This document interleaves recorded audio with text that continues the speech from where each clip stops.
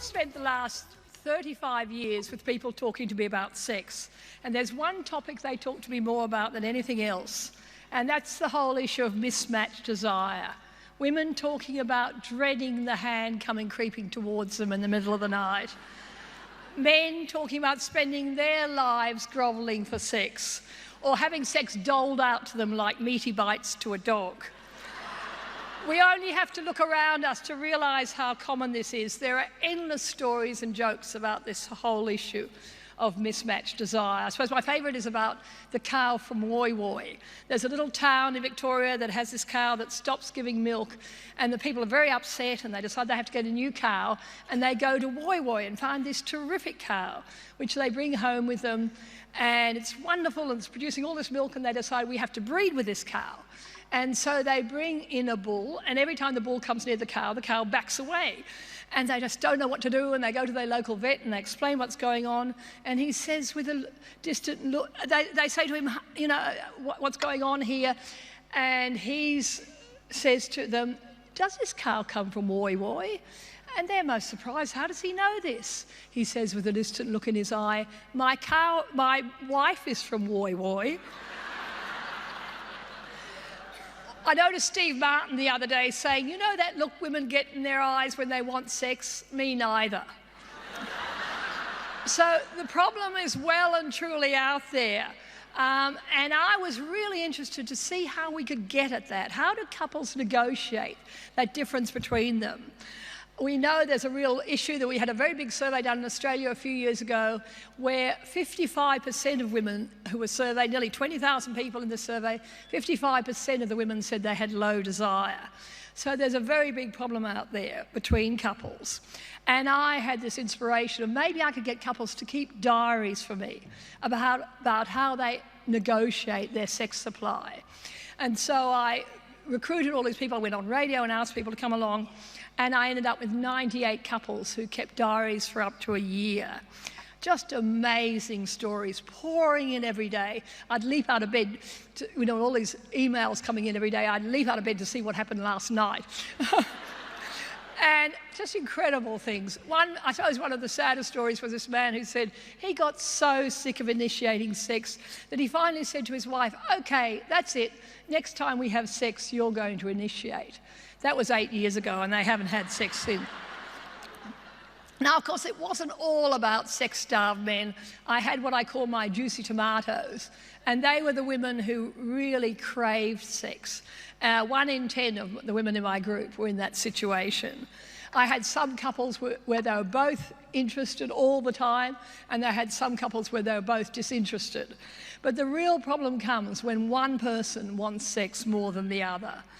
And it creates enormous tension in relationships and really detracts from happiness in a marriage or in a long-term relationship. One man said, I've got my own Gulf War because the 6 inches between us in our bed feels like 1,000 miles because there's this no-go zone where I'm not allowed near her. And the men were really interesting to me, pouring out how unhappy they were. Here's a young man, he's only in his 40s. I'm totally at a loss as to what to do. I do love her and I think she loves me, but I cannot live like a monk. I deliberately try not to mention sex much at all, but I'm so frustrated I don't know what to do. I cannot and will not continue like this. I refuse to go through life begging. Now, I was really in this interesting situation because I was conducting a little bit of a social experiment, if you like, and I could take some ideas that were coming through from one group and try them out on the other. And so women were saying to me, I hate being groped. They were talking about liking being cuddled, they liked having his arms around them, but inevitably the hand would stray to the bottom or the boobs and they hated that. I hate being groped, they said to me. So I had all these quotes from women about the grope, and I sent them along to some of the men who were really writing well for me. And I said, tell me about the grope. Why do you do it if she says she hates it? And one man wrote back to me, he said, look, I know I'm going to get into trouble. I know she doesn't like it, but it's me saying, hello, here I am. I still love you. I still want you. Where has she gone, the lover I married? And I found this really heartbreaking to hear this from men. Because the trouble is, women think it's just about sex. Oh, for goodness sake, go and run around the Oval, you know, have a cold shower. And what the men were saying to me, it's not, of course it's not about getting your rocks off. They know they can masturbate. It's not about sexual relief. It's about connection with the woman they love. It's about wanting her to want them and living day in, day out with being rejected.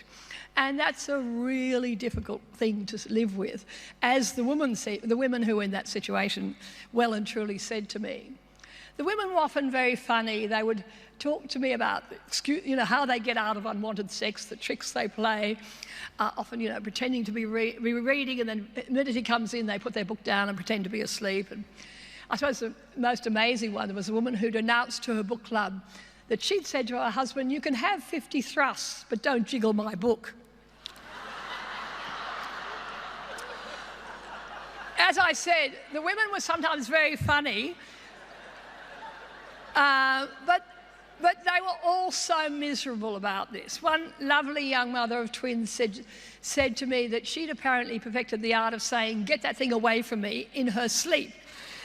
And she didn't want to be like that. I mean, she was very conscious of how much stress that was causing in her relationship.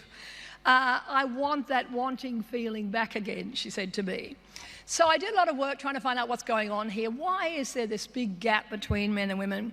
And when you look at the research, one thing comes through very clearly.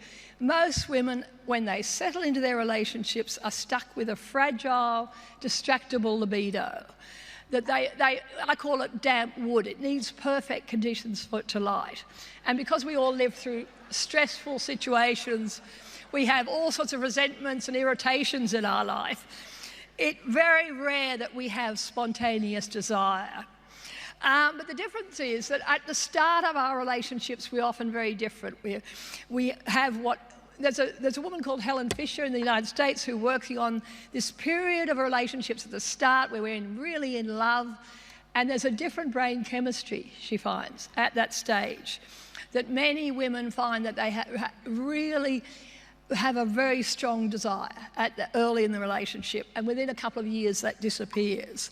Now, the men are so different. Many men said that they have an eternal flame, an itch that never goes away. I had men in their 80s saying that they, you know, still as interested as they ever had been in sex. Men have 20 times the level of testosterone that women do. One man wrote to me and said, "I can totally understand why Clinton would want to have oral sex in the Oval Office. He's got the weight of the world on his shoulders. I mean, why wouldn't he use sex to escape and relax and get away from all of that?" And I talk to women about that, and they say, "Are you crazy?" I mean, very few women, when they're really stressed out, feel like wanting sex.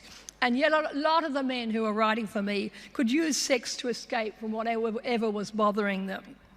So what do we do about that? We've got drug companies around the world looking for the pink Viagra, trying to find something that will help women who want to do something about their low desire. And we haven't got very far with that. All we have is testosterone that works for about half the women who try it. We have lots of good self-help therapy books out there with good advice, helping couples negotiate this stuff. But the thing that I talk about in my book, The Sex Diaries, which got me into a lot of trouble, is the whole idea of just do it. Now, I didn't invent that. That came from a sex therapist in America called Michelle Viner Davis. She talks about the fact that if you don't have spontaneous desire and you never feel like having sex, for the sake of your relationship, you have to put sex on the to-do list so you aren't leaving your partner feeling constantly rejected. And what's really changed is we now know something about desire that I didn't know when I was being trained 35 years ago, which is that many women can enjoy sex even if they don't have a desire to start off with. If you put the canoe in the water and start paddling, many women will find that desire kicks in. When I mentioned this, started talking about this, I got a little note from Michael Leunig saying, because I talk about putting the canoe in the water and start paddling, he said, "Is that where we got the expression canoodling from?" Only Michael Leunig could think of that. But that's really important shift, Because I'm not saying you have to go ahead and bonk. You can start putting the canoe in, and if it doesn't work for you, you can stop. You can give him pleasure in other ways. You've got a mouth, you've got hands, you've got other ways of dealing with this issue. It's not about women suffering through unwanted sex. But of course, it created an enormous hoo-ha when I started talking about this because of women's right to say no. And that whole notion that women should have a right to say no came from a really important place.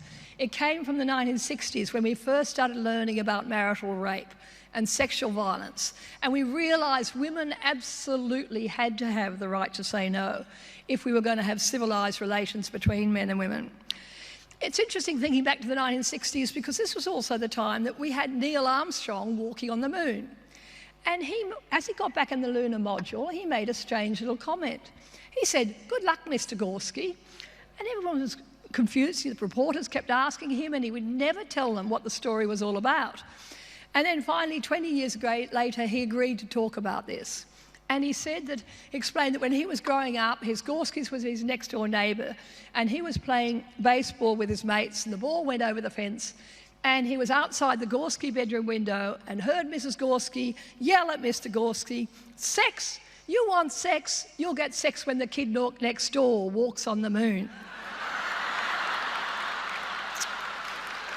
Such a great story, huh?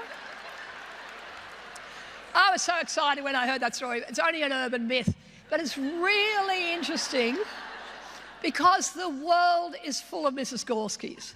It's an amazing thing. The world is full of women who feel absolutely entitled to shut up shop if they're not interested in sex.